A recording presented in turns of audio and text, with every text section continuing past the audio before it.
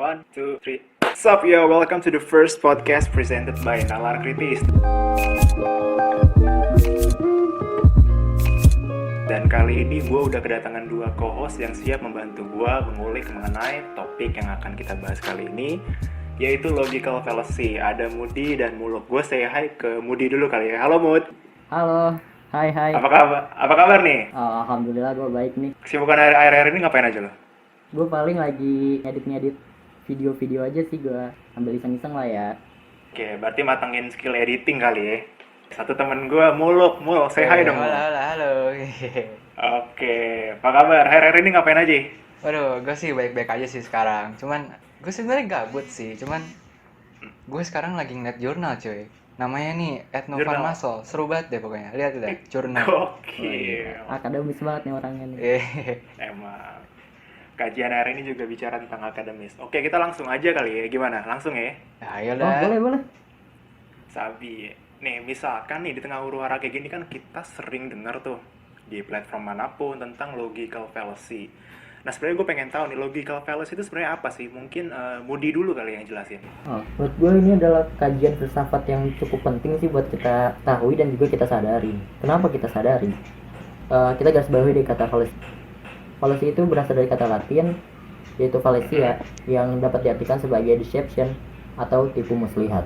Nah, tipu muslihat di sini dimaksudkan ketika lu lagi berbincang atau lu lagi berdiskusi dengan teman atau orang lain, entah itu diskusi embel-embel atau lu lagi diskusi berat dengan dosen lu atau dengan siapa, terlepas itu dari berita, fakta atau hoax, fallacy ini sangat mengganggu dalam diskusi lu itu. Karena kenapa? Karena ketika logical fallacy itu terus-menerus dikeluarkan dalam diskusi lu, yang ada ya omongan lu jadi omongan kosong doang. Ya, lu lagi bahas A nih, dan lawan lu itu menggunakan logical fallacy. Ya lu ntar bakal ngebahas B lah, ngebahas C lah, yang itu sebenarnya nggak pengen lu bahas itu. Ya sebenarnya lu lagi ngebahas itu, tiba-tiba lu malah ngebahas itu, kan jadi aneh.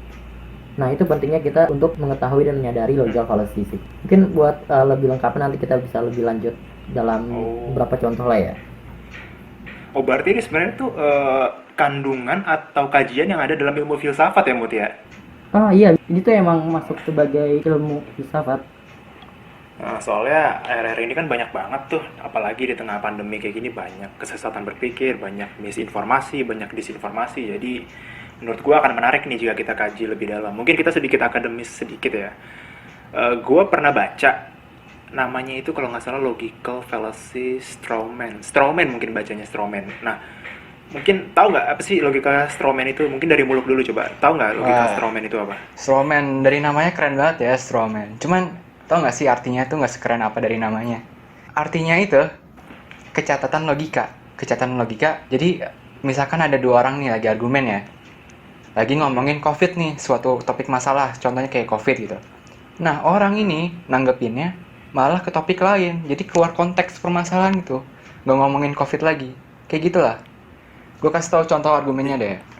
Misalkan nih, gue sama Gary lagi argumen lah ya, tentang COVID gitu. Terus gue nanya dong ke Gary, Ger, gimana nih lagi pandemi gini, parah-parahnya kan? Lu udah siapin masker sama face mask belum?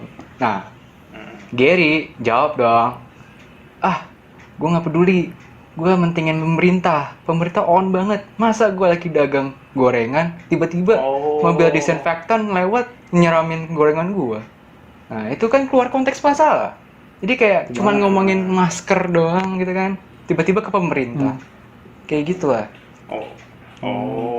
Berarti misalkan kita tadi ngomongin COVID, harusnya lu ngarepinnya responnya kayak kita bakal ngomongin vaksin gitu-gitu ya kan, berkaitan dengan konteks kesehatan. Iya, lagian tadi kan gue cuma nanya ini doang, masker doang kan, masker sama face mask doang.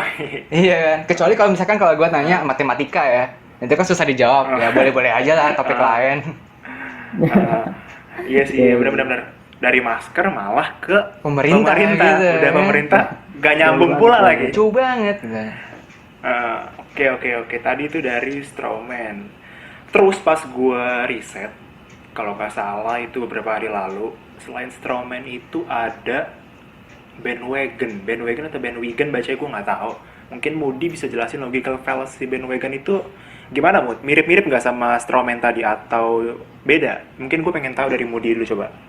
Ya hampir mirip-mirip lah, ini kan masih satu konteks logical fallacy. Jadi bandwagon ini istilahnya kita dapat kaitkan pada argumen popularitas. Nah ini yang harus digaris bawah itu popularitasnya nih.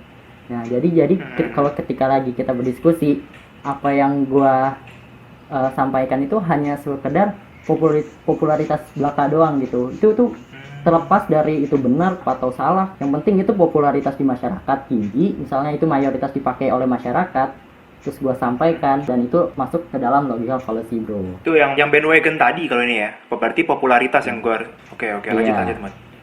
Nah misalnya lu misal kalau mau ke mall nih, gua ngelihatnya masyarakat pada pakai masker, terus gua tanya, lu kenapa sih kalau masih keluar rumah sih, masih ke mall lagi? Oh nggak apa-apa kok, itu yang lain pada bilang kalau pakai masker aman kok, terlepas kok dari covid. Ya udah, gue selama pakai masker gue keluar aja. Nah ini masuk ke dalam kesesatan dalam berpikir, ketika mereka itu mengira kalau sudah memakai masker mereka itu akan aman-aman aja, padahal kan kita disuruhnya itu keluar rumah ketika itu hanya diperlukan saja. Oke, paham. Berarti tadi yang gue garis bawain popularitas ya. Popularitas itu jadi kayak ngalahin kebenaran yang sifatnya empirik gitu ya Mut ya. Nah itu Nih, misalkan nih gue pengen nanya sih, misalkan Muluk, taruhlah Muluk ini artis gitu, misalkan dia di endorse Amin. banyak pihak. Misalkan dia di endorse nih kan. Nah, dia di endorse jamu nih, taruhlah jamu nih, biar gampang analoginya. Muluk di endorse jamu, terus dia bilang ke fans-fansnya kalau misalkan kita minum jamu ini, kita bakal sembuh dari COVID automatically. Itu bisa gue kategorin sebagai bandwagon nggak atau yang lain? ini posisi si Muluknya ini sebagai suatu ahli gak dalam jamu nih, suatu ahli dalam kesehatan gak dia? Gue cuma endorse Taruh kan dia tadi. bener-bener art. Iya, dia cuma kayak gue bayar lu buat endorse, ya udah lu perkenalin produk gue, selesai gitu. Dia bukan ahli jamunya gitu. Gimana tuh? Oh kalau itu masuknya ke bandwagon, cuman ada tuh beda lagi nih ketika si Muluk ini sebagai ahli dalam kesehatan, ahli dalam perjamuan mungkin. Nah itu jatuhnya ke apple of authority. Oh, beda lagi ya. Iya, beda banyak cuy. Mungkin sambil kita bahas di the next episode kali ya. Tunggu deh. Ngomong-ngomong tadi jamu, itu kan hoax, coy. Udah beredar di masyarakat, coy. Jamu katanya bisa menangkal corona.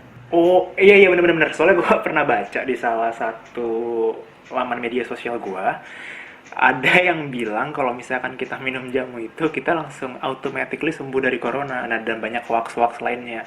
Kalian pernah dengar hoax-hoax yang menurut kalian menggelikan nggak? Mungkin Muluk dulu tadi deh, soalnya tadi dia nyinggung tentang hoax. Gimana tuh, Mul?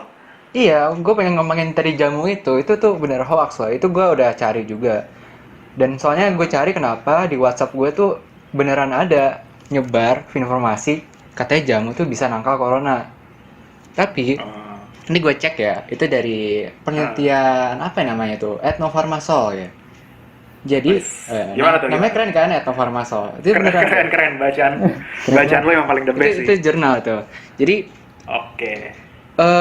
jahe, maksud gue jamu itu kan yang lagi beredar di masyarakat ini kan jamu-jamu yang berkhasiat herbal ya. Jadi kayak jahe, temulawak, kunyit, dan itu emang bener-bener bagus dong. Bisa meningkatkan imunitas tubuh. Nah, sesuai dari penelitian Etnofarmasol tadi, memang benar, ternyata khasiatnya bagus banget. Dan tahu nggak, dari penelitian mereka, ternyata bisa menangkal virus corona.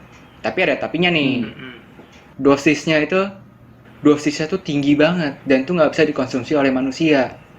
Jadi percuma juga, lu kalau minum jamu sebanyak apapun tuh nggak bisa sampai dosis tinggi yang udah diteliti itu. Jadi nggak bisa nangkal virus corona. Hoax itu. Gini gue ingat banget nih, sampai dulu pas zaman itu jahe sempat mahal. Nah terus juga kemarin masih kuliah nih, teman-teman gue pada ada ngajakin gue, ayo makan bisa kayak soto lah atau kayak sop hangat-hangat, katanya ini mengandung jahe bisa bagus buat corona. Aduh ternyata itu hoax banget ya. Iya, tapi kalau misalkan untuk khasiat meningkatkan imunitas tubuh ya bisa-bisa aja, itu emang bagus kok. Cuman kalau untuk menangkal virus corona kayaknya enggak ada ya. Berarti kalau dari apa yang kita diskusikan tadi, kayak jamu bisa menangkal corona itu bisa kita masukin sebagai logical fallacy ya. Gimana, Mudi setuju nggak sama statement itu? Itu sebagai people of authority kalau kata gue sih, soalnya ada yang bilang kan ahli perjamuan itu katanya bisa mencegah dari COVID itu, tapi kenyataannya dalam bukti yang aslinya itu tidak. Jadi agak sedikit tertipu lah kita. Agak sedikit tertipu. Oke. Mungkin buat sekedar prolog kita udah berbincang cukup lama ya. Mungkin si Muluk udah mau baca jurnal lagi katanya, Mut. Oh iya, ini banyak Baca banget. aja. Waduh.